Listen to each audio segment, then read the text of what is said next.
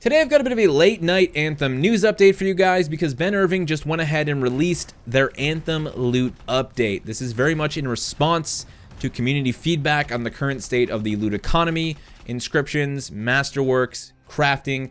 They've responded to all of that, and it looks like we're actually going to have a set of pretty damn awesome looking changes go live either on February 28th or March 1st. They haven't nailed down an exact date just yet, but either way, that is right around the corner. Let's go ahead and take a look at all these changes because there's a lot of good stuff happening here, and this is truly going to make the endgame experience much more enjoyable, much more consistent, and much more healthy.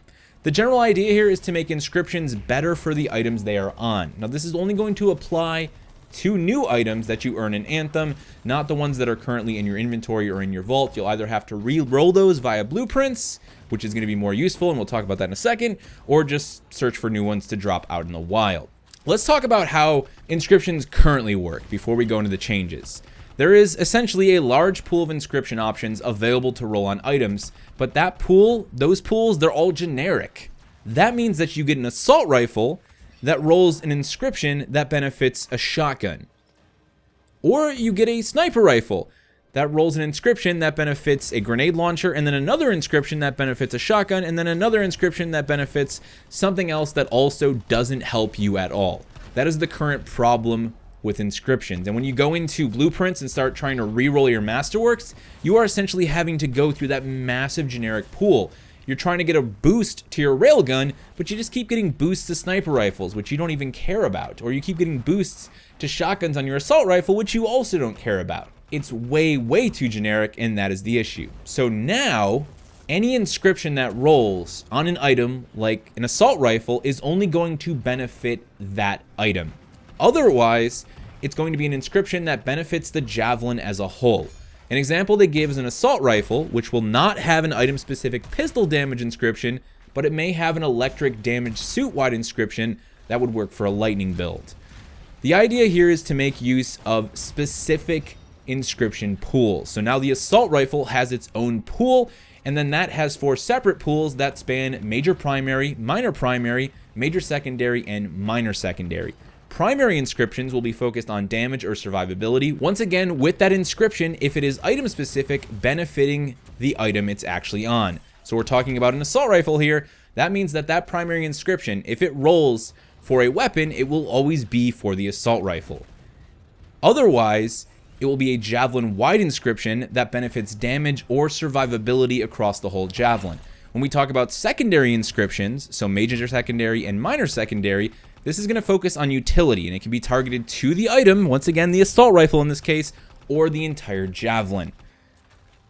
Yes to all of this. This is a very good change. It means that we no longer have to deal with bizarre inscription rolls that don't help the weapon they are on, they don't help the item they are on, and what feels like this really ridiculous chase to get a set of inscriptions that actually benefit the build we're trying to make. You're still going to be hunting for perfect inscription rolls because maybe you want a certain type of bonus for your assault rifle. Maybe you don't want damage, you want an increased magazine size. And maybe you want those other 2 inscriptions to not necessarily benefit the weapon, but to benefit the javelin rather than the weapon, rather than the item. There's still a chase to be had here. It's just way more focused, way more sensical, and far more consistent. Now beyond that, they've also removed uncommon and common green items from the level 30 drop table, so we'll never have to see those pop out of a chest in Grandmaster when fighting the Tyrant ever again. And they've also reduced the crafting materials needed to craft a masterwork from 25 masterwork embers to 15 masterwork embers. All in all, this just makes the loot economy 10 times more healthier than it was before. There's not only more incentive to actually get loot that will probably have decent inscriptions on it, but there's way more incentive to re-roll that loot, especially those masterwork items, to get those perfect inscription rolls. You're not just rolling through a pool of generic nonsense, you're rolling through a pool that's always going to benefit that item, or at the very least, the javelin that that item could be equipped to. Praise all of this. I'm so happy to see BioWare turning this around so quickly, because this is just a really good step in what is absolutely the right direction. I am way excited to get into GM2 and to actually start farming Masterworks, knowing that this is going to be right around the corner. And I'll be even more excited once it's actually here, and I can start to re-roll some of my favorite Masterworks I've gotten from my Colossus, as well as some of my favorite Masterwork weapons that just have terrible, useless rolls that don't benefit any of the builds I have. I mean, this is a huge part of why I've also ignored Inscriptions in all of the builds I've been working on.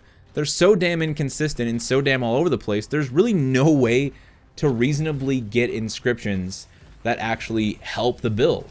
You know, when I make a crazy min-max build, I want to be able to talk about those Inscriptions and why those Inscriptions make the build work the way it works.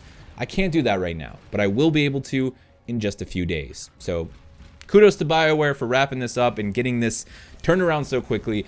This is the sort of thing that we need for Anthem going forward. We need these rapid iterations, especially on issues that are so in everyone's face, that are so clearly a problem. It's not just community feedback that can be very opinion focused. This is a situation where this was very much a big issue, and BioWare found a way to resolve it, and they've done it very quickly, so that is fantastic. Now, I still see the issue, and a lot of people are still concerned with the issues around GM2 and GM3. The idea that GM3 is basically useless.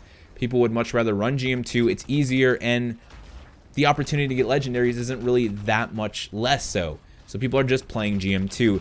Ben did at least reply to someone pointing this out in the thread and said, we see it as an issue and we are still looking into it. I didn't expect massive changes to the progression across GM2 and GM3, but it's good to hear that they're at least acknowledging it. And at the end of the day, these changes are going to do a lot for the loot economy, a lot for the end game.